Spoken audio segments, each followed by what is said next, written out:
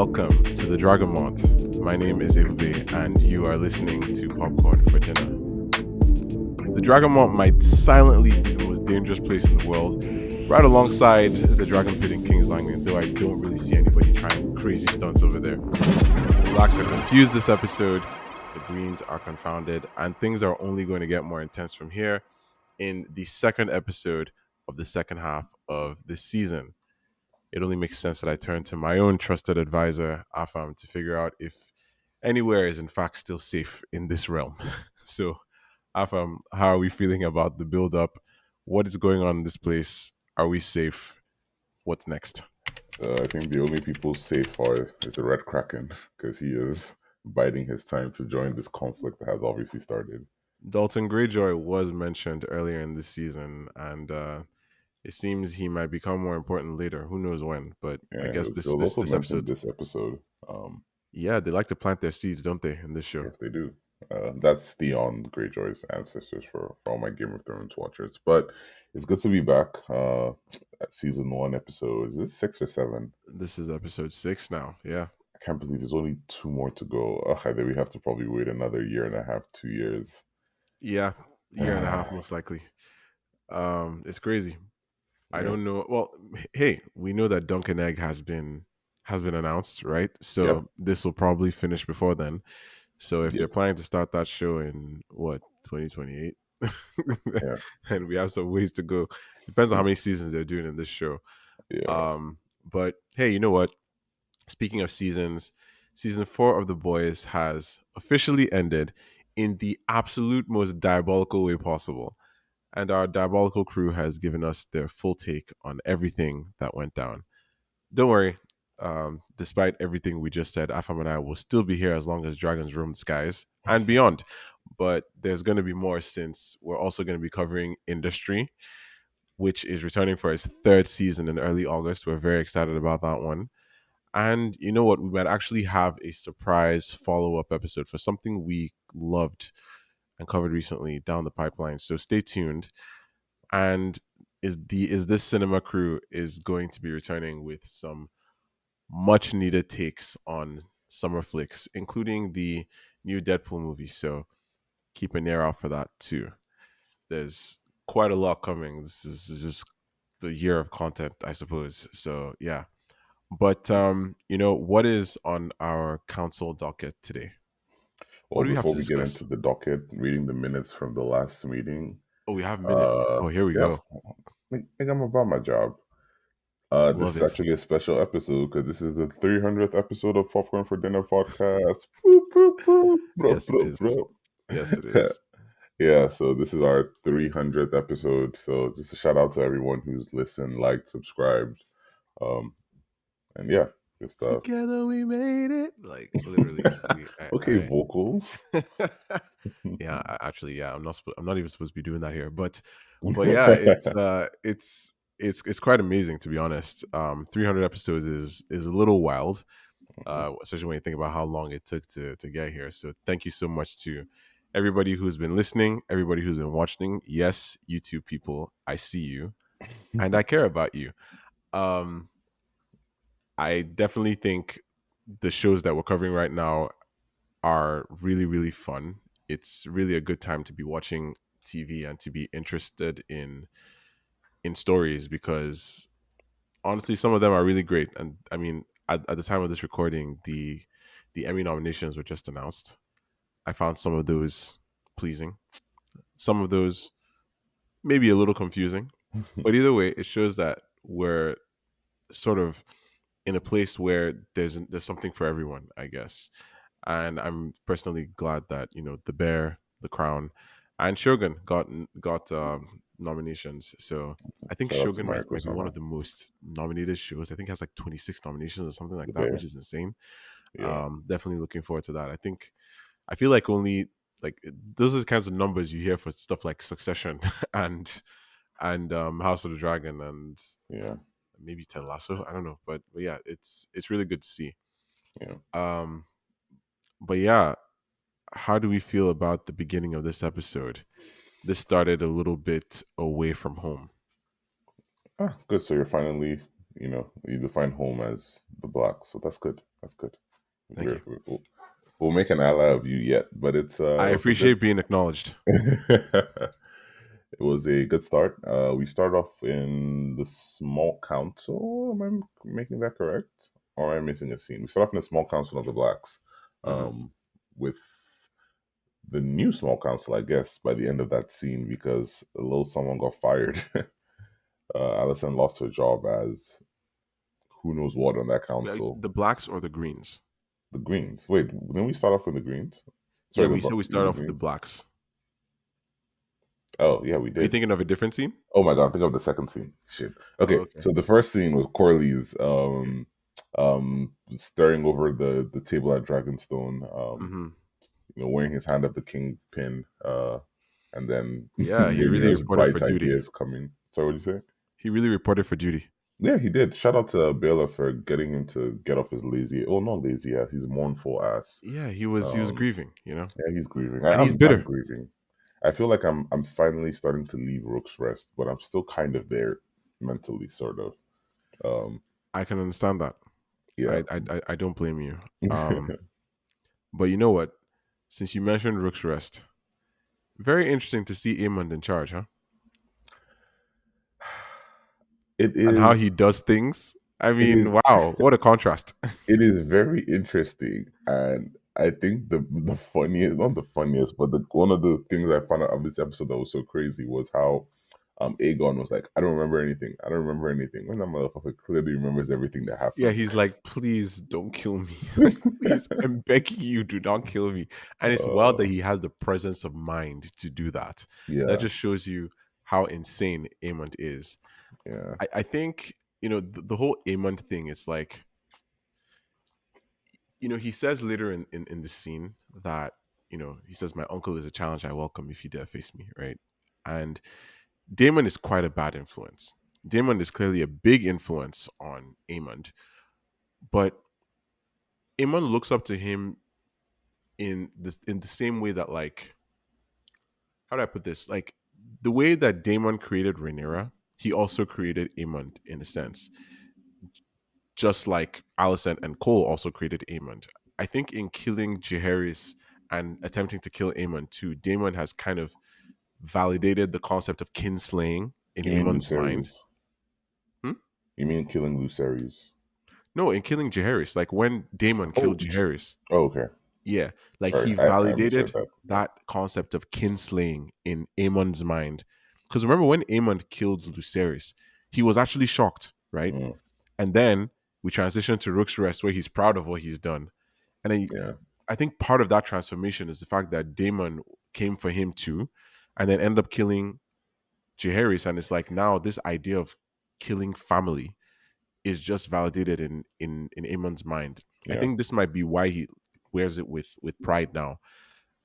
It's like the book, the show kind of calls, or the characters in the show, they call Aemond One Eye, right? Because that's who he is. But in the book, even though he's called that, he's more called Kinslayer, because that is what precedes him. That's the part of his reputation that precedes him the most, because it is such a problem. It's such a bad omen to harm your own family in the world of this show, and really in any world. Please don't harm your family. um, that when people think of Aemon, that's the first thing that comes to mind, even before the fact that he doesn't have one eye. Like, isn't that insane? Like, that this thing that you've done is literally more apparent to people than the eye that is not in front of their face on your yeah. face. Well, That's It says a lot. in a sense, I always believe that he set into motion the violence that is to Hmm. come by the first act of violence. I mean, whether or not this conflict could have ever been resolved peacefully is up to debate. But once Lucerys died, it was a different war. And I think I one of agree. the things that I think we even discussed on this on a few episodes ago is what is the thing that's going to make Rhaenyra be like, all right, bet, let's go. Because by the end of season one, episode 10, when Rhaenyra turned back and looked at the camera, I thought that that Yeah, was a different character that was fire made flesh, fire and blood, just like Daenerys when she kind of a monster coming out. exactly. So, but it wasn't, or it hasn't been that way for the last few episodes. Yeah. So yeah, but Rhaenyra made some bold decisions this episode, and now that she knows what the difference between a hilt and a foible is, don't fuck around with her or she will slap your ass. Yeah, no, she was literally practicing her swordplay. I was like, wow, sis, I'm proud of you. Yeah. Um, but yeah, at the Green Council, right before that, we saw Jason Lannister for the first time in a while. Hmm. And, you know, just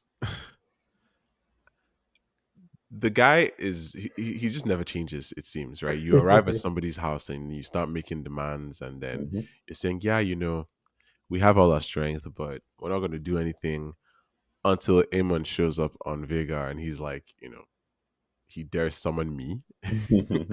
I was I think props to Ewan Mitchell for the way he portrayed that, because I was low key starting to get scared for Jason. I was like, this guy is gonna get on Vigor just to go over there and burn to a crisp the army he just ordered. Yeah. Like that's wild. And I think it's also fair to say that reaction shots on Alicent are about to be the gift that this show keeps on giving. Yep. Because oh my god, Olivia Cook, somebody clap for her. Somebody She is cooking. like what the heck? Like She when he is said, like cooking. he walks away and he's like, "You have the gratitude of the crowd," and they don't even show him saying that. They show him saying it off camera. They just show her reaction and the tiny little scoff, smirk, chuckle that she does. It's perfect. It's absolutely perfect. Like not Yeah. him actually firing her. Like this dude has nerve. Yeah. Dude. Well, you can't fire someone from a job they didn't have, first of all. Uh, She had the job. what was her? Well, excuse you. What was her What role was in the her small role? council? Exactly. She was just there. Her role was regent, the same way his role is regent. Exactly. But she hasn't been. Well, to be fair, she hasn't been regent for a while because she was regent for Viserys. Viserys has been dead for like a month now. So, what was her Uh, role? But that being said, I I actually had a guess. weird dream last night Hmm. that in response You to sleeping because on I watched the weirwoods? episode. I said a weird Are you dream. sleeping on weirwoods? Bro, I might as well be because I watched the episode just before I went to bed, and then we're recording this episode in the morning. So I dreamt that as a response to Allison getting fired, she was like, "Fuck this, I'm going Team Black." So I literally had a dream where she was like, "All That right, will bro, these actually be these men amazing. don't want us to rule. Let's go." That'll be the day. That'll be the That's how I day. know it Wow. was a dream. It's just so far fetched.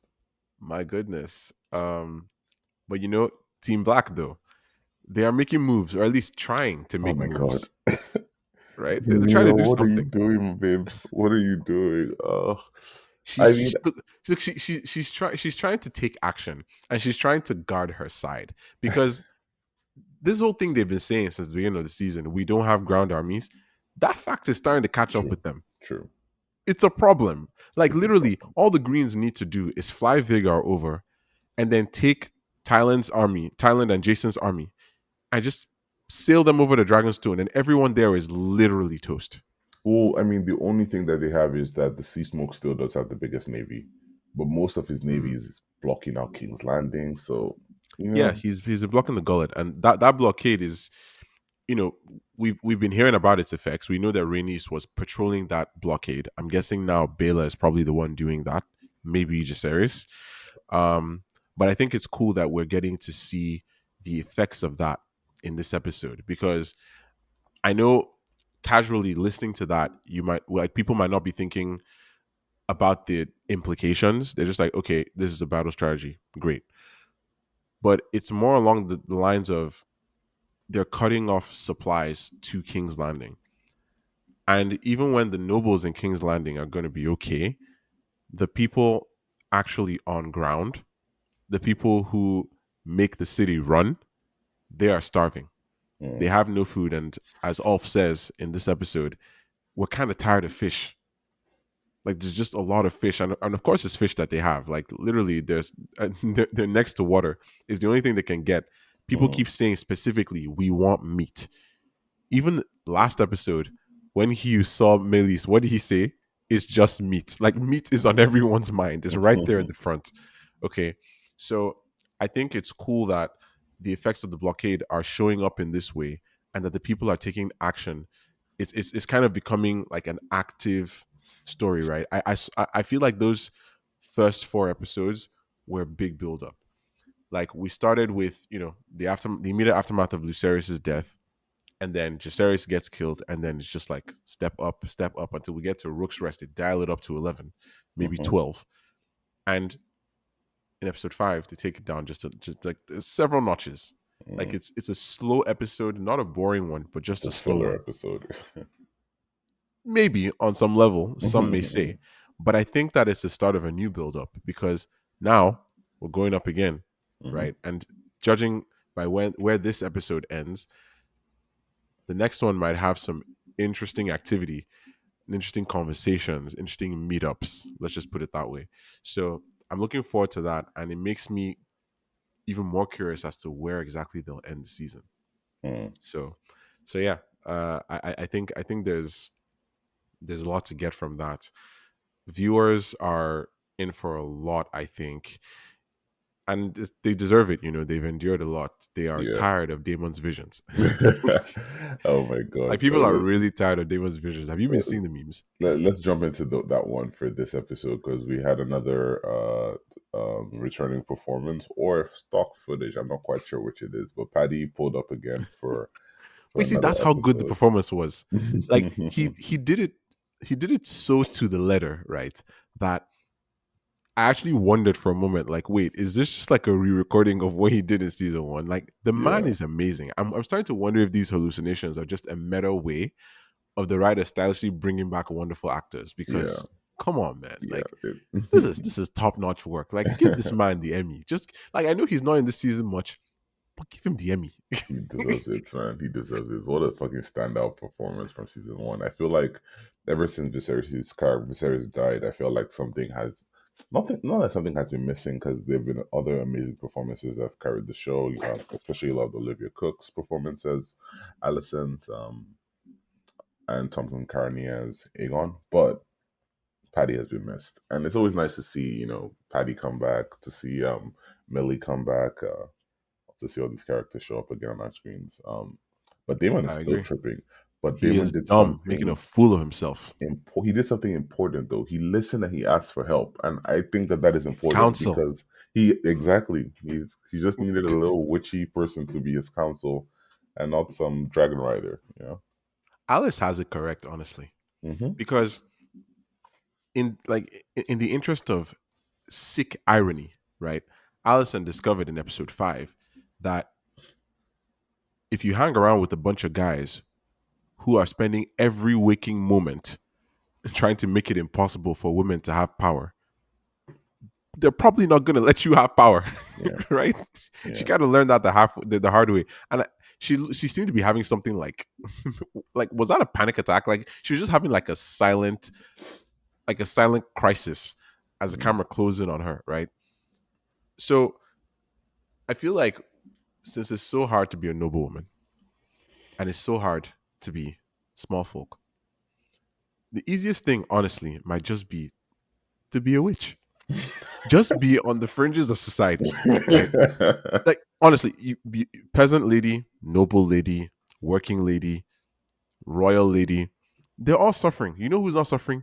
The witches. Which is Like Alice is in control. She might be the only person this season who is in control of yeah, everything she does. yeah. Because how is Daemon waking up from hallucinations and trying to cut the throat of Simon Strong? Are you kidding me? Like you think he's like, oh, you poisoned me. Are you dumb? You think Where you Simon drank poisoned her. you, not Alice? No, Alice, where you literally drank Like her what is thing. wrong with you? Actually, bro, I think it was the venison. It was the venison. There was something It in the wasn't the venison. It venison. was whatever he drank that she gave him. Like, why are you drinking that stuff? Oh my And okay, god. even when he leaves that place, right, and he's going down to the Godswood, and it's funny that Caraxes is just hanging out right there. Like, I guess that's the only place with space for him. But he's going down to the Godswood, and in the establishing shot of him going down, the Godswood is just the Godswood. But when he gets down there, Alice is standing there. Please, how did she get there? Somebody help me. Like, how did she get there? Simon Strong called her a healer in this episode. But Madame, it's giving witch. It's Okay, it's literally giving witch. She just casually mentions events from Damon's life like she was there, or quoting history in frightening detail. maybe she And he was doesn't even there. question it. Like, what is wrong with this dude's brain? Maybe she was there. Bran doesn't have to be the only green tier. There could be other green as tiers. an owl. You see how that owl came down? Like, not her joking that, maybe she's an owl cursed to live in human form, and now she literally is calling owls to her arm. Yeah, dude. I mean, she is. She does look quite northern. So I would Yeah. argue that maybe she is kind of a green tier, maybe a warg, so she can She see could all have the events Blackwood of the blood. past. Yeah, Maybe she is not actually a bastard of House Strong. Maybe she's a bastard of House Blackwood. Who exactly, knows? exactly. Maybe And both. honestly, House Blackwood, House Bracken, if you actually think about it, they're the same family. It's just And that, that's actually my genuine theory. I yeah, actually really feel like the Blackwoods and Brackens are two branches of one family that is too stupid to even remember why it's fighting, which exactly. is very telling for the silver-haired dumbasses we watch on this show. Exactly, because I feel like with the Blackwoods and the Brackens, that even if they were separate families, there's been so many intermarriages to try to, you know, make peace that they basically are related.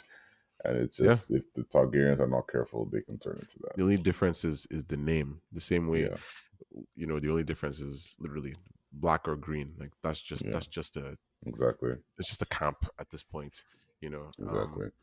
But so much happened this episode, all over the place. I feel like we've just kind of been we've been all over the place in terms of covering. Let's try and convey into maybe not chronologically, but what do you think Rhaenyra's like when Rhaenyra suggested that the knight of her King's Guard, well, I think the leader, the Lord Commander of her King's Guard, Stefan uh, Darklin. Yeah. yeah, he's the Lord Commander, right? I think he might be. The Cargills are gone. I Yeah. feel like her own Lord Commander might actually be Laurent Marbrand, the bald Hmm. guy at the end who calls her to what Sea Smoke is up to. Yeah. But Darklin is, we've been seeing him a lot this season. Actually, he's the guy that accompanied her to King's Landing. Yeah. He is the guy whose father Kristen cut the head off. Mm, Um, so yeah, he is from quite a noble house, noble lineage, and he's very loyal. yeah. And I have to say, you know, immediately it was mentioned that he was going to be the one to claim dragon. I was like, this dude is dead. Like as soon as they said bring him forth, and he showed up, and they started talking about claiming dragons, he's dead. Like Yeah. immediately, It's because yeah. and even then, like just like not Jaceres sitting there doing Daemon face. Like Jaceres was just there looking like the way Daemon used to look in meetings. It's hilarious because Yeah. first of all, Celtigar scoffed. And I find that funny, right? Because even though I don't think he's been mentioned so much in the show yet, Celtigar is actually Valyrian. Um, the the Valyrian houses in Westeros are few and far between. Like really, it's just the Targaryens that we hear about the most. But of course, we also have the Velaryons. But we have the Celtigars of Claw Isle too. They are also descended from Old Valyria, and they have been in Westeros for maybe around as many years as the Velaryons. Both houses were there before the Targaryens showed up with their dragons. So I think that's why it makes sense that he's on the council, right? He supports Rhaenyra, he supports Viserys's wishes, and he understands what it's like, or rather, what it will be like to have Rhaenyra on the throne. However, I wonder if, like some of the other guys, he just feels that she will be easier to control since she's a woman. Not that they let her do anything, but whatever. In any case, Stefan is delusional. Celtigar is scoffing. And I feel like it's worth mentioning how this whole dragon seed thing might be a very, very bad, very risky idea. Not for the people claiming the dragons, like that's well established in this episode. I mean, for the blacks themselves, right? Because other than Stefan, right, you don't know these people who could be coming to do this. Yeah. Like, you don't know, like, you don't know who they are. You don't know what they want. You don't know the type of ambitions they might have, but you're trying to give them the kind of power that you would normally be using to bring them to heal. Yeah.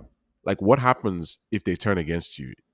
Like, right now, this war is people with dragons fighting people with dragons, which is why nothing much is happening, with the exception of Rook's Rest when people were starting to force events into place. But now, imagine there was a third party, just some kind of chaotic neutral. I Yeah. don't know. It, It's worth considering. I've talked before about how Rhaenyra. might not be so great with her street smarts. And Jaceres is it's nice that he's trying to make moves, but he is still very inexperienced. This plan might be half baked. Okay, not trying to give Bankole credit here, but blacks, you need to have better plans so that the Okay, greens don't out of stop like context, that is the wildest thing that's ever been said on this podcast. Blacks, you have to have better plans. oh my god. Okay. Yeah. Team black, okay. Stop falling my hand, please. Okay. If Aemond and Kristen can come up with a good plan, so can you guys. Get your heads out of your asses and do something useful. Okay. Stop stifling Rhaenyra, give her good advice, and come up with fail safes for your plans that are clearly very risky. Because there were no fail safes here. Yeah, They just weren't, right?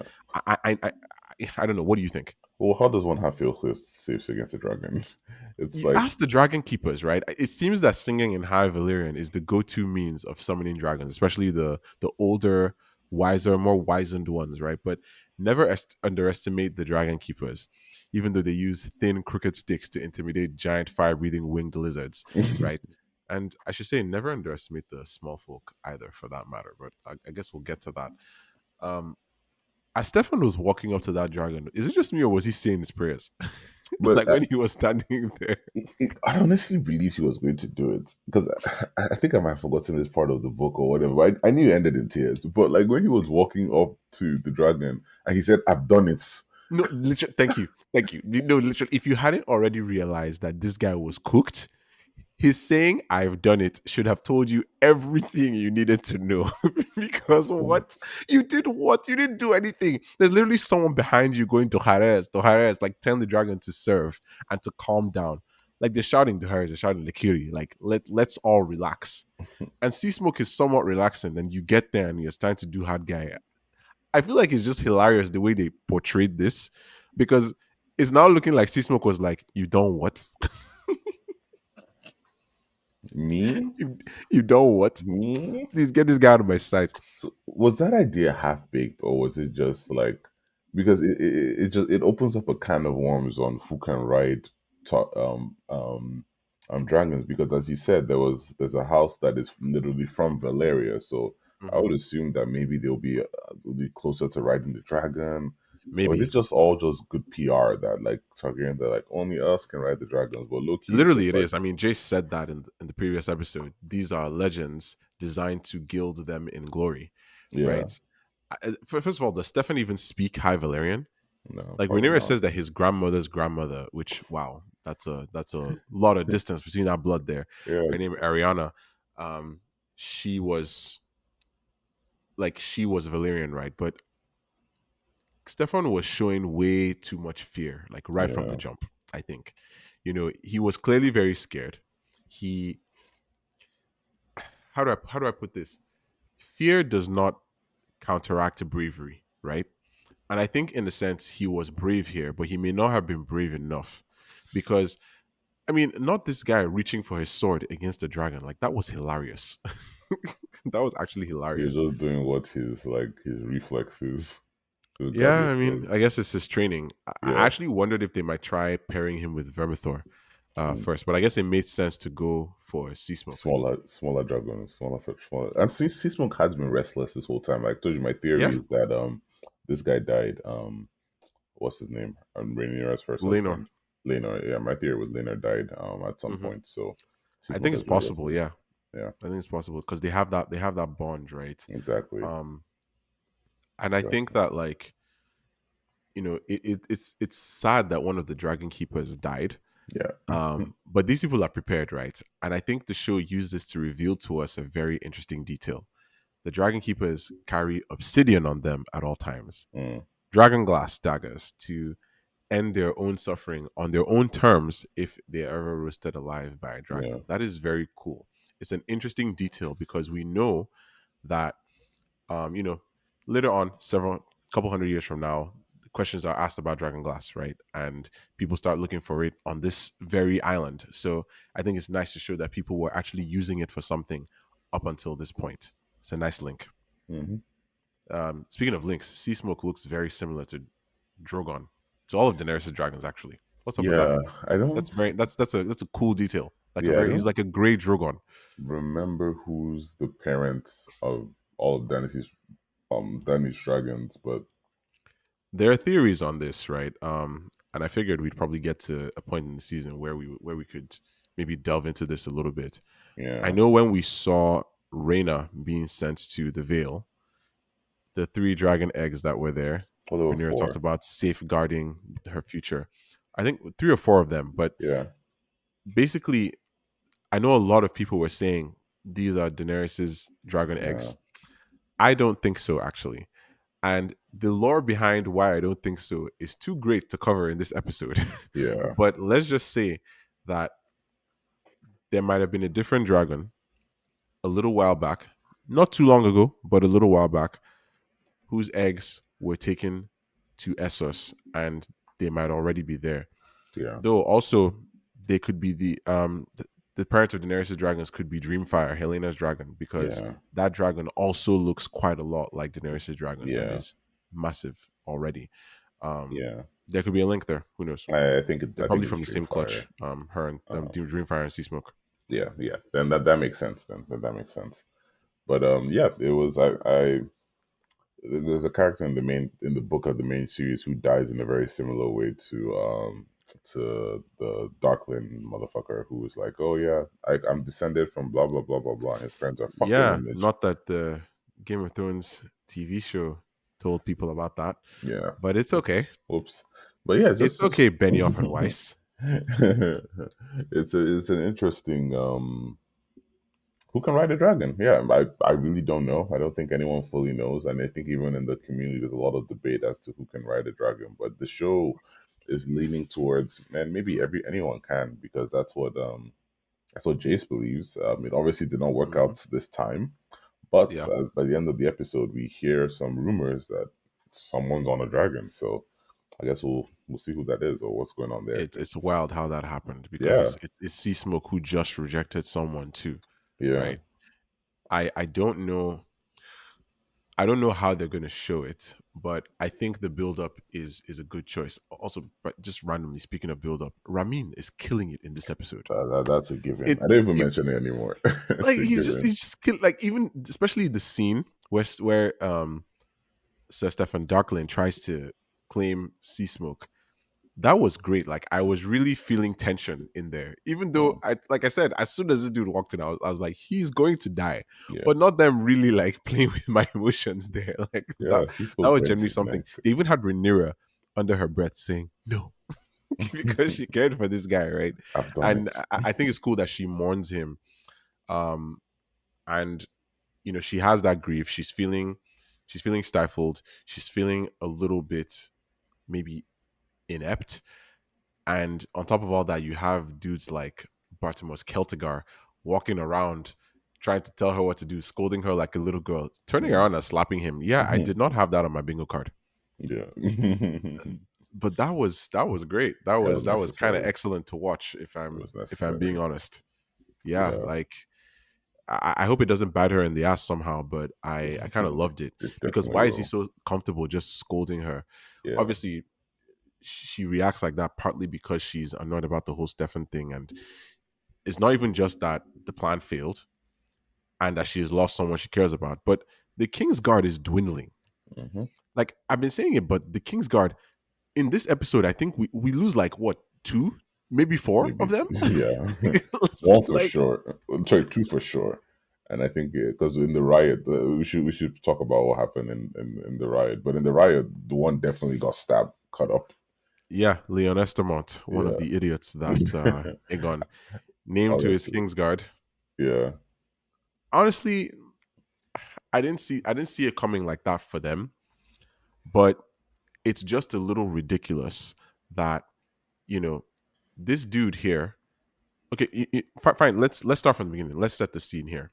We we get Rhaenyra's gift, Rhaenyra Mysaria's gift, which is a very smart one, right? It Mysaria is is. smart. She's talking about you know taking care of the people and making them see who their true ally is, who they should be supporting in a sense, right? And putting all of that aside, we see the people reacting to it right? We see the people actually feeling like someone is looking out for them, almost like a guardian angel in a sense. That's how Rhaenyra is trying to seem. And we see Hugh petting Cheese's dog, who somehow is still in this show, right? Um, and that character moment for him as well, punching a guy who already had food rather than trying to get some himself.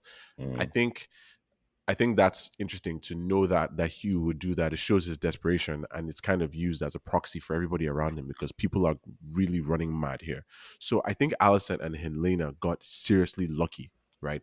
Because first of all, this whole anger against fish, not them actually throwing raw fish at Alicent and saying "Long live Queen Rhaenyra," right? So Aegon's idiot additions to the King's Guard, they literally are so bad that it makes my head hurt just a little. Because how is Leon Esterman cutting the hand off of the one guy who was actually still calling Alicent Queen? yeah, Everybody around here is like, all hail Queen Rhaenyra. And this guy comes to Alicent, is like, my queen, almost like he's trying to help. Who knows what he was trying to do? But yeah, that's the guy's hand you cut off. Like, you are a knight in literal shining armor. Push him away. Why yeah. did you have to cut his hand? Because some people are not meant to be there. That's it. It's giving trigger happy. It's Yeah. giving defund. In fact, you know what? Let me just. But like I said, the Kingsguard is seriously dwindling, and Yes. I wonder, were they stabbing Esmond with his own sword? Like Rain and Edward Waters. Like I don't know if they made it out alive. I guess we're gonna see. But I think the thing most notable here is that Alicent's safe space is officially no longer a safe space. No Mm, more going to the step to pray to light candles. If Rhaenyra is trying to see her again, it's going to be have to be a different way. Who knows when they'll see each other again if that happens? But like, I feel like this is going to be a big blow for her because now Alicent has been stripped from power. One of her sons clearly had something to do with the demise of one of her other sons, and she doesn't know what exactly yet because nobody's speaking plainly about it. And now, the one place where she can go to be at peace and actually hold on to that pious part of her that she still keeps alive, she doesn't have that anymore. So now yeah. what? Right? Oh, poor Alicent. Oh, I hope she deals with it fine. No, You you know, don't. fuck that motherfucker, man. I don't give a shit. She can go. She can lick my tears if she Oh wants my to. god. But I mean, right before this, she is speaking to Orwell, right? And Yeah. he mentions that the Beesburys are stinging back. They're finally trying to get someone to answer for the murder of Lyman Mm. in season 1, episode 9. Which, wow, cold. Anyway, whatever. What exactly do we think Alicent is apologizing to Aegon for when she holds his hand and says, "I'm sorry"? Being a bad mother. I think it's fair to say she's been a bad mother because Is the this only something that overarching, or is this something more specific? Like, "I'm sorry, I didn't advise you better," and then you ended up going to this place where you got completely wrecked. yeah, she was. I believe that her words, in some way, shape, or form, kind of goaded him into going. But at the same time, Aegon is a grown ass man and he's responsible for his decisions. He chose to go, but Alicent Hmm. definitely did not help. But I feel like she has been a bad mother. Where that scene where she was, I can't remember what episode, when he was crying in her room and she just saw him. I was like, all right, I'm going to go hook up with Kristen Cole now. Yeah, You can't that forget was. that. I believe that was episode 2. Yeah, Yeah, it was episode 2 after Jaehaerys had been Jairus killed. had He been killed. Yeah, exactly. It was in episode two. Then, if you think about the relationship with Aemond, when he's like, have the atrocities or whatever of your childhood not be remedied, and very good Aemond's, question. yeah, that's a very important question. But also Aemond's obsession with like dating the older woman, it's a lot of it is mommy issues. So two out of your four children are royally screwed up. Helena's an angel and she can do no wrong. But out of her three sons, well, she talks about her third son, who she sent away when he was really young. But Very her nice. third son is the only son who seems to be like kind, and I'm sure Yeah, there is no, it's not a coincidence that that son is the son that was not raised around her. Daron being described as everything you would want a king to be is no accident. I mean, Gwaine literally calls him like he calls him kind and he calls him stalwart, which I think is very nice, right? And as he says, maybe the Red Keep is not it's not a place to get salubrious results. Mm. Allison does ask, you know, is it the fact that these kids were raised here, or is it the fact that they were raised around me? And that's a big burden to bear as a mother, I'd say. Yeah, it's interesting. And actually, speaking of that whole send off scene, is it just me or did Cole scoff at Allison when she tried to say bye? Oh, they Like, broke up, so why is she coming here trying to be like, I you mean, know? she don't want him to die. Like, you break up with Ah, somebody, you don't want them dead. that's the only No, that's it first because sometimes anyway. everybody else wants that nigga dead, and I Yeah, I am one of guess. them. Um, actually, something just occurred to me with Rhaenyra and Jaceres, right? That scene that they had when they were talking. Obviously, this is kind of the evidence that the show is trying to give us of what Rhaenyra keeps saying about how Jace doesn't have confidence in her, Mm-hmm. which I don't necessarily think is the case. Really, well, I mean, we'll have to see how it goes. But when Jace comes in, he's checking some Marbrand. I'm like, why are you checking this guy? But whatever. Rhaenyra, she should not necessarily be trying to go anywhere. I get her frustration, but starting to fly around doing stuff, as you can see, that doesn't always end well for people, right?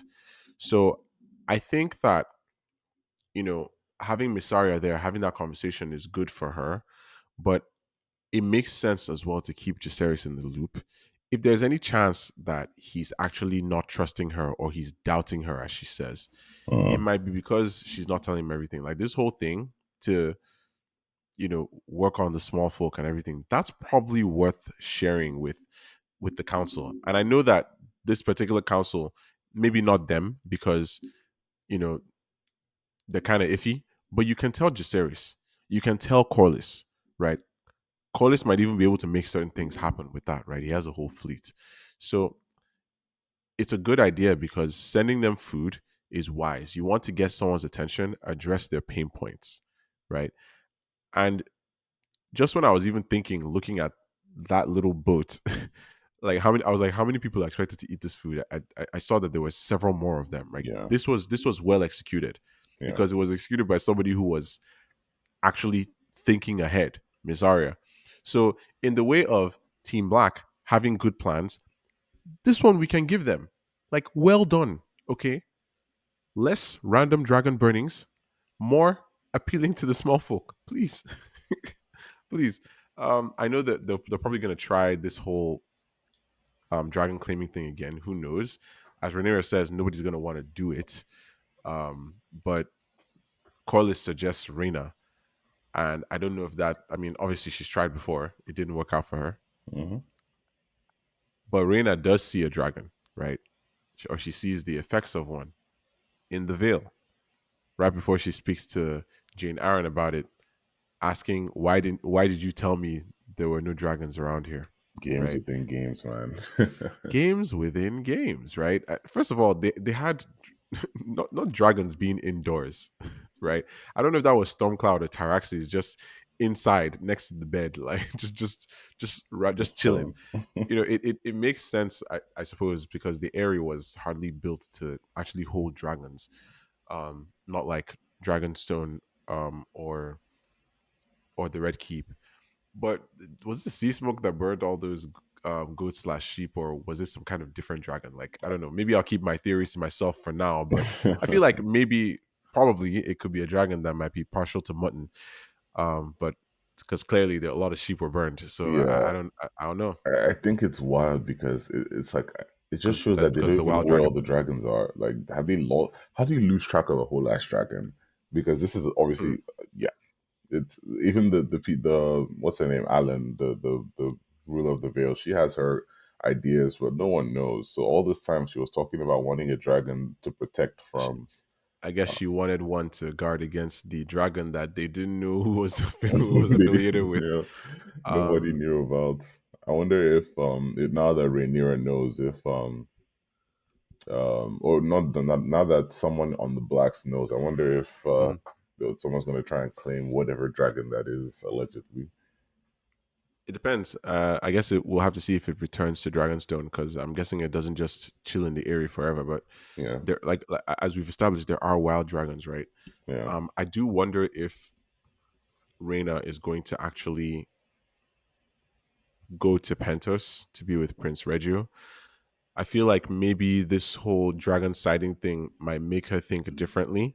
I know she already doesn't want to be too far away and she's feeling kind of useless, but this might light a fire, no pun intended, under her to try something new or send a new kind of message.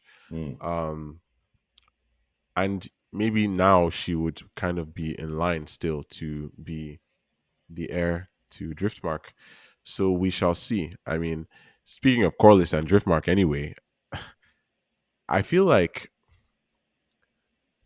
like Corliss trying to give Alan some responsibility and actually appoint him to something greater might be a means of honoring Rhaenys. hmm. What do you think? I mean, Corley should have been her hand anyways. He's the only person capable in that council. Yeah, at least I mean now that Rhaenys is gone, yes, because you know he has guilt, right? Like I said, he might be appointing Alan to this position to sail with him as his first mate, which Mm, huge deal, right? Um, because in his last conversation with Rhaenys, they talked about him, and it is very sad that he was very defensive, and things weren't so great because she had just seen Alan, and she was asking some questions, and he was being very weird about it, mm, all of that, and that ended up being the last time they saw each other. And it's not the first time he's behaved in such a way. Like he has this tendency to run, as Bela mm. said in episode 5. He abandoned Rhaenys, right, for several years to fight a war that he didn't need to be fighting. He Yeah, doesn't really acknowledge his feelings about Alan, and he is instead defensive. So he says everything he did was for Rhaenys, and Bela says that too. But maybe he spent a little too much time loving her on just his own terms rather than hers and what would work well for both of them in the relationship, despite his clear, deep devotion to her. yeah, I think she probably would have felt as this season progressed, at least in the first half while she was around, that she was losing him, right? But next thing you know, right, she was dead. So now Corliss has to live without any resolution. So I wonder if he's trying to find that resolution by taking her advice and, you know, he, doing what she advised him would be the right thing to do. yeah, In that scene, we're seeing Corliss talk to Alan while Adam watches, and the look on Adam's face is very funny to me because he's like, "Bro, what's wrong with you? yeah. Like, do you not like money? Do you want to keep living in our little shack?" Yeah, he's just blocking his blessings at this point. Literal definition of blocking your blessings. I mean, why do you think he's so trepidatious? I think it's probably a defense mechanism. I think he's just tired of believing that. I mean, he says it. That's your father, right? This episode, he's tired of And it's and believing. I guess it's confirmed that they know Yeah, who they who are they and who are. he is, Yeah, right? So exactly. So he's just said he's tired of waiting for their dad to do the right thing.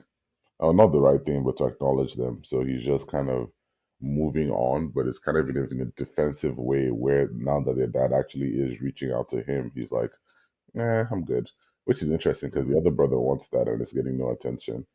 uh, Um, but yeah, it's also why is it the black people who have this drama of someone's dad being absent in their lives? Oh, microaggressions here, bro. I'm that's hilarious. stereotypes. It, but you know what? Speaking of quote unquote unclaimed children, let's go back to King's Landing for a second. Okay. Ulf was having a conversation with Sylvie, which also was not on my bingo card. But shout out to Mysaria because I feel like that was part of her plan. Hmm. That was part of the descent that they were sowing in order to clear the path for those boats to really have an effect with all Hmm. the food that was on them. Yeah. You know, Sylvie talks about girls being sent to the Red Keep to celebrate the Prince Regent being named or whatever. And I wonder, were those girls for Aemond? Like, I did not necessarily think him indulgent in that way, right? Yeah. So, and Aegon, like it wouldn't be Aegon because he's, It's you not know, there. yeah, and his friends are Kingsguard now. So yeah, I don't know. I think I guess maybe we can assume it was for Aemond, and in that vein, he's kind of taking on a new persona of somebody who Yeah, is becoming more entitled, so to speak. yeah. But And that's a there's contrast to Viserys, right? yeah, they said then that Viserys would have feast, but he would never let the small folks starve. Yes, it's very cool that Viserys is remembered fondly by the small folk. Yeah. Um, yeah, that's interesting because it could mean that many people in King's Landing are already predisposed to accepting Rhaenyra. Yeah, they should they definitely can, and I think something else that's interesting is what odd it's showing that the presence of cooler heads in the Green Small Council is missing because I Hmm. feel like when Otto was there, when Allison was still more active and had some sort of power there were some subtle moves that were happening. Parading the dead, decapitated boy's body to garner support from the small folks. These small things that bought support from the small folks. But Aemon doesn't give a fuck about what's happening there. He's just like looking for glory with the lust and the wanting for Very wild. power of youth. And he's Meanwhile, his missing out on some political 16-year-old points. brother What? is meanwhile his 16-year-old brother is apparently more exemplary, Exactly, but his right? 16-year-old brother doesn't have Vagar. Vagar is just a cheat code. Vigar is a cheat code. I do look forward to meeting Darren. I wonder if that's something that would actually happen anytime soon. We'll Yeah, have to see. But I think it's an interesting detail. We've been talking about how Allison has not only been questionable as a mother, but is starting to really, really grapple with that fact. And we learn in the midst of all that she barely knows Darren because he doesn't necessarily write to her anymore. yeah, Uh, that's an interesting detail to me because it gives us a sense of not just who Darren is, but what Allison wants, what she yearns for, and how that relationship might be affecting some of the other relationships. As Misaria says in this episode, it's harder to wage war abroad if you must also keep peace at home. And that statement, I think, you know, applies even in this intimate setting because Allison is finding it very difficult to do just about anything because she's at war with herself, yeah. right? Actually, speaking of Misaria saying that, in that same scene, she told Rhaenyra, like, oh, this becomes you, like the holding a sword thing. And based on the way the episode ended, I'm now wondering if that was flirtation. But but I feel like first of all, is Rhaenyra even the sword carrying type? I was like, you're just washing her. What do you mean this sword becomes her? I don't know. People have real problems out here. Like, Yeah. imagine trying to get food for your extremely sick child and the food runs out right in front of your face, only to turn around and see an entire wagon of sheep being carried to feed dragons. It's it's a mad thought, Yeah. as somebody said in the previous episode. I feel like you're obsessed with that line. It's a mad It's a thought. great line. Well, honestly, it's been shown to be a mad thought because the end of his one of our homies getting burnt to a crisp. Yeah. I wonder actually how the Greens feel about Aemond ruling now, especially Laris, right? Jasper Wild probably should stop smirking like an idiot. Yeah. But one interesting thing that we probably shouldn't gloss over is the fact that Otto is being summoned back. Yep. Yep. That's interesting, right? How many episodes was that he was gone? Two, Uh, three? look what happened in his absence. Yeah. I mean, like I said, bring Otto back. Looks like Eamon listened to me. Yeah. It's nice to know he listens to the podcast. Thank you, sir. But I wonder though, how well can Aegon truly recover? Like we're hearing that he's doing a bit better now. Yeah. But assuming he does get better, what is left for him? Like as Laris tells him, he's going to be very deformed. He's not going to be able to run again, right? Yeah. But he still has his mind. He's still going to be himself. So he has a lot to overcome. I've actually been wondering if Aegon will wear a mask over half his face like Like the Viserys did, series. Yeah. because Allison is she's going through it. I think that's part of the reason why she finds it so hard to sit next to him because she's been doing a lot of like taking care of people in their quote unquote deathbeds in this family, right? She did Yeah. it for Jaehaerys, then she did it for his grandson, whom she married, and Hmm. now she's doing it for the son that she had with that guy. And I wonder if they're trying to make it more apparent this comparison that I made between Aegon and Viserys, where he's kind of becoming Viserys in all the ways you don't want to become Viserys, Mm. having a choice to make between your brother and your daughter. The only difference between them in that regard is Aegon's brother is actually wild enough to do something against him, Yeah. whereas Literally. Daemon doesn't really Whatever. move like that, right? And Aegon saying he remembers nothing, like you said, is hilarious. I wonder how long he'll hold on to that story. So yeah, there's too much happening. I feel like Corliss. Do you think he will name one of those guys as his heir? Honestly, I have no idea what he's gonna do right now. I think from Corliss's perspective, he's obviously showing an interest in one of the kids, not both of Hmm. them, by the way, just one of them. Yeah. And part of me likes to think that the conversation Bela said, where she says she's fire and blood, not salt and sea, plays Hmm. a role. But the reality is that this man is kind of stubborn, so it's up to Yeah. him. It's really up to him to. I don't know what he's gonna do though, because if now that he's even more politically aligned with Rhaenyra. So Yeah. if he names someone else heir, that means he's unnaming Joffrey as heir, and I don't think Rhaenyra will take too kindly to that. Joffrey is heir presumptuous at the moment, right? He's not. He hasn't really been named. It's just his older brother was the heir, so we can assume that it's going to be him. But it might not necessarily go that way. We'll Yeah. have to see. Now I'm wondering: is Alan bald on purpose, like to hide his silver hair?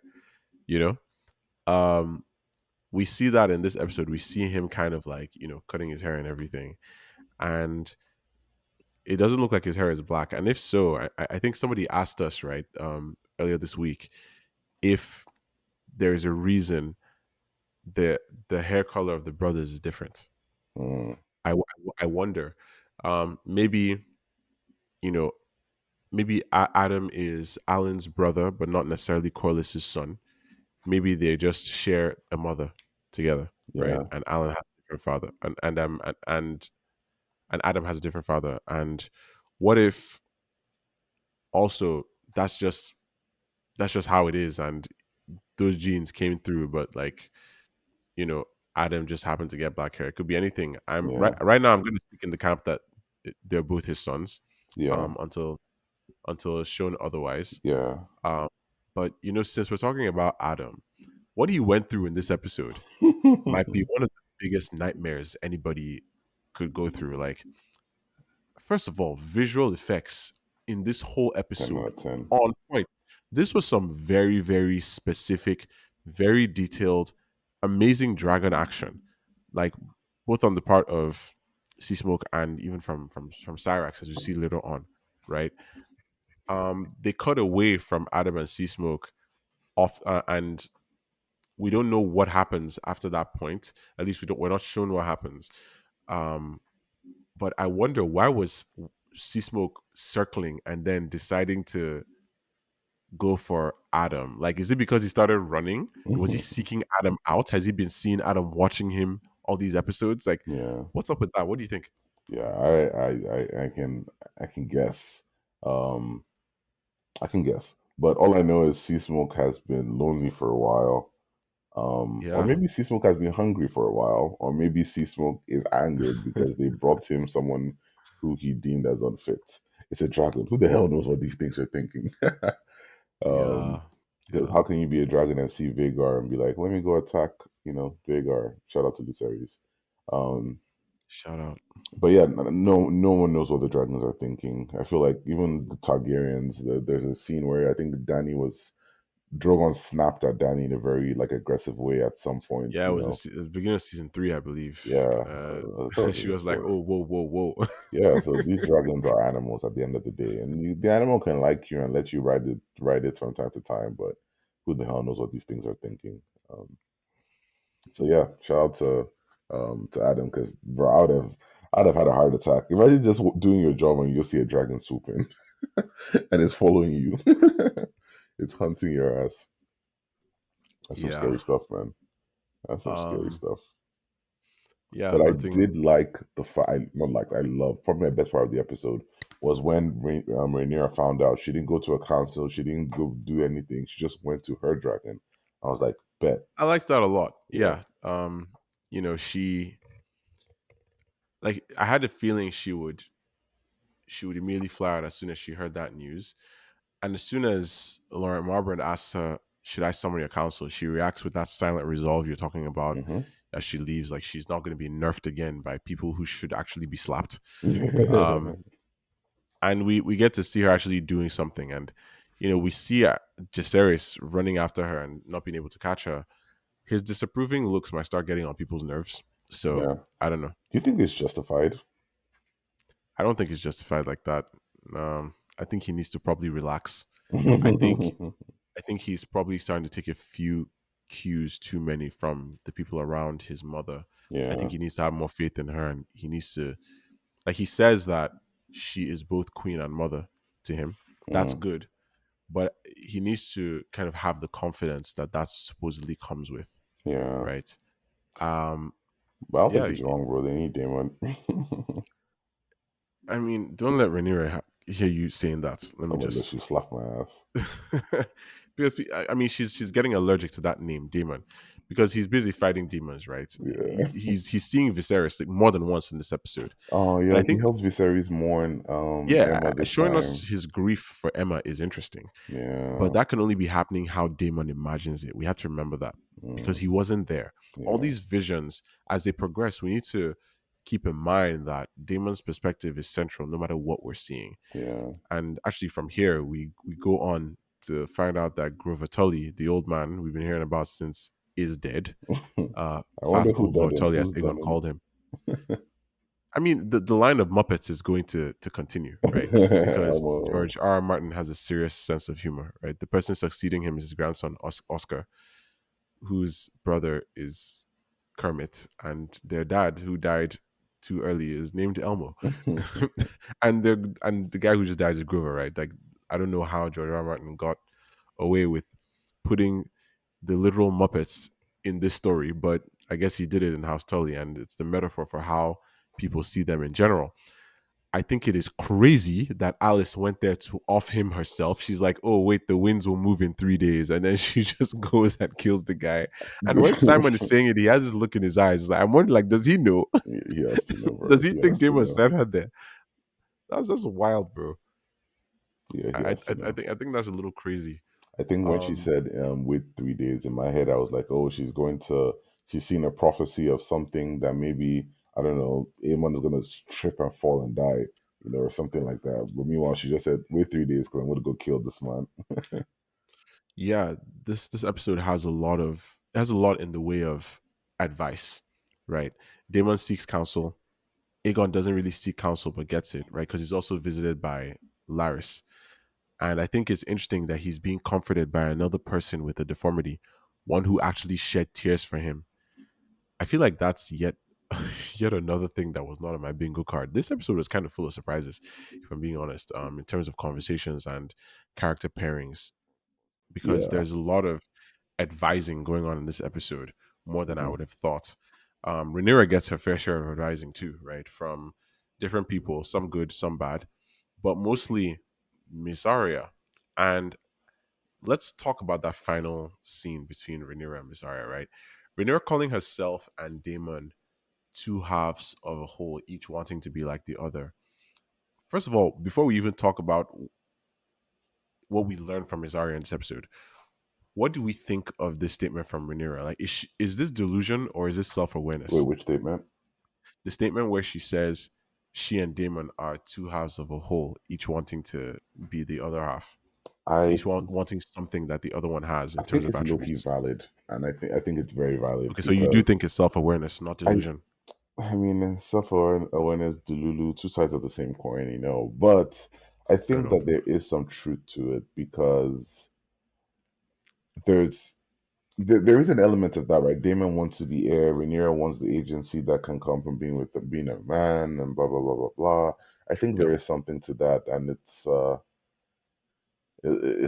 they a doomed couple? Are they, you know, I don't know, but I think there is something to that. And I I do don't know. think Maybe there's don't an marry your element of uncle. self awareness. Perhaps. Um. Either way, the person she's telling is probably the right person to tell, since she knows Damon quite well too, Yeah. right?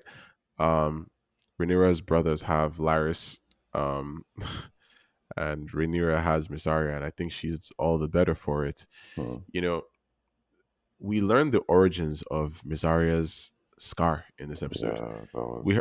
I think a lot of people assumed that it was from a slave collar, but then we learned that she had the triple whammy of pedophilia, rape, Yeah, and incest, yeah, all in one, coming from her father. Like they really left the worst for last in this episode because I did not see that one coming. yeah. That is That was crazy incredible. to know that she went through that. Yeah. And I remember thinking because she asked Rhaenyra as well, like her own scar on the neck, where did that come from? And I think, and obviously that was from when Daemon choked her a little bit at the Hmm. end of season one. So all of a sudden, right, Rhaenyra hugs Miss Arya, and first of all, like, was it sympathy about what Mizaria went through? Like, was this regarding that, or was this a gesture of friendship? I remember thinking, is this a good idea? Is this setting the wrong expectations? Is this giving Misaria too much emotional power? Is this setting a dangerous precedent? Because it's not like she would have hugged one of her male counselors, right? Yeah. On the other hand, I like that one of Rhaenyra's advisors would actually be someone she calls a friend. Hmm. Like maybe Miss Arya should get an actual seat at the painted table. These are all things I was thinking, right? And then all of that just came crashing when the deafening silence as Rhaenyra continued to hold her gave way to interesting interactions, I Wow, guess. I mean, the chicken, music, wow, wow. yeah, like the music once they started kissing was ominous. You know, it is really, really like interesting how this is playing out because in my head, it's like, could we not construe this as Rhaenyra doing to Miss Arya something along similar lines of what she just confided in her about, Hmm. right? She just said, like, somebody used me for my body. And then Rhaenyra is sympathizing and then proceeds to start doing this as well.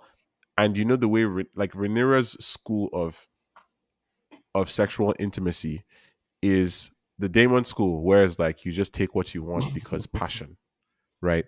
So I wondered if this was tone deaf, like if it can be seen as entitlement on Rhaenyra's part. Like, would you say this was uncomfortable to watch at all? Eh, I think it was two grown consenting adults making out. Yeah, exactly. Because I also wondered, is this what Mizaria wanted? Like, did she want to get this close to Rhaenyra to have stronger influence over Bro, her? I low key believe that Miss Arya has like I don't know. I feel like okay.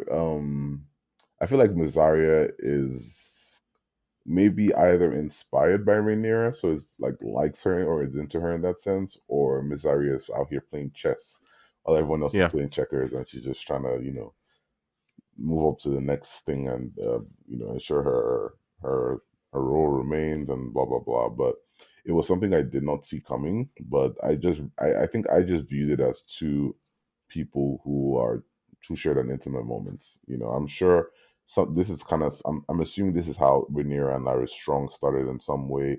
This is how Damon and Harwin, you Lena mean, right? started. Harwin, sorry, yeah. Yeah, This is how Damon and Lena she started should at have some just married point. him. This is how Rhaenyra and Damon started. Rhaenyra and Kristen Cole and Allison.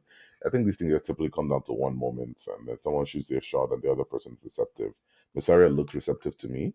Um, So that was just in a moment of intimacy, and shout out to Rhaenyra. But also, she has a whole ass husband. So Yeah, he needs to come home he didn't probably run away. yesterday. Um, but I suppose, yeah, it is nice that these two women are clearly having fun here. I guess this castle gets lonelier by the day, Yeah. uh, and who knows what's going to happen next at this point. Is Daemon going to come home? If he does come home, is he going to come correct? Does he have a plan to steal essentially her birthright from her? Like, there's too much going on. But do we have any theories as to like what Rhaenyra might find? Like, because it's possible, like, she's flying out to meet a dragon, right? Yeah. What if she gets attacked? What if everybody who's been advising her not to get on her dragon is proven right? May the gods of the Plotamon protect Rhaenyra Targaryen. That's all I'll say. May the gods of Oh my Plotamon god, protect her. Let her be like Jon Snow, where he was no weapon fashioned against him shall prosper. And even if anything should happen to him, Alice Rivers will bring her back to life. So it's calm. that's hilarious. Okay, yeah, I think Alice Rivers. Yeah. Alice Rivers is doing a lot, Yeah. but yeah, and I look forward to seeing what more she will do in the coming episodes because yeah, it's a little wild, but I suppose before we close this one out, who played the game best? Well, before we do, I just have to give out a shout out to Helena, my favorite character. Sweet Helena was in That this everyone is episode. still ignoring. Yeah. She made it People up need by to the skin listen of to her teeth. Homegirl. But who played the game best? I have to say Alice Rivers. Okay. Just or maybe even Damon for listening to Alice Rivers. Either or. But they're my favorite couple now in House of the Dragon. Now that Rhaenys is dead, Couple? Did you just call Damon and Alice Rivers a couple? a couple, a pairing, to friends, whatever, advisors. I mean, we've seen what Rhaenyra does to her advisors. Maybe Damon and Alice have a similar advisory relationship. Oh God. But yeah, I'm gonna give Yeah, it to maybe. either Damon for listening to Alice or Alice for making moves for Damon and for assuring him Okay. and calming his mind. Yeah, for me, it's gonna be Mysaria Mm. because that whole food on little boats across the True, Blackwater, true. That excellent. was a good plan. Some True. I was like, somebody's finally using their head in this place. Like, yeah, like that's really really good to see. I mean, she comes and she gives the report too. She's like, our gift is sent, right? So we get an idea of how long it takes those boats to get there. Rhaenyra says, she hopes that there are clouds over the Blackwater tonight, so that nobody sees exactly what they're up to. Yeah, So I I'm very impressed with that, and I think it's safe to say that this has done immeasurable good for Rhaenyra's claim in King's Landing. it has. Yeah, Like, people are definitely people are definitely amenable to her now, right? And if they're not already, they will be, yeah. especially somebody like Hugh. So yeah, I'm I'm looking forward to seeing how the Greens respond to this, if at all, because we haven't actually heard necessarily of like what Aemond has to say about this whole Rhaenyra is feeding the people thing. Yeah, If he will have anything to say. yeah. So Yeah, what does he have so to say? He so had a chance and he chose not to. He could have flown in to meet with some mutton. yeah, I guess. But anyway, I guess we're gonna call it here, folks. Thank you so much for listening up until this point. Thank you so much for being here for all of these 300 episodes. There's only more to come, Hey, and we're gonna keep covering this season up until the end. I can't believe we have 2 episodes left, but definitely stay tuned for everything else we're covering. And till next time, have a great week. See y'all.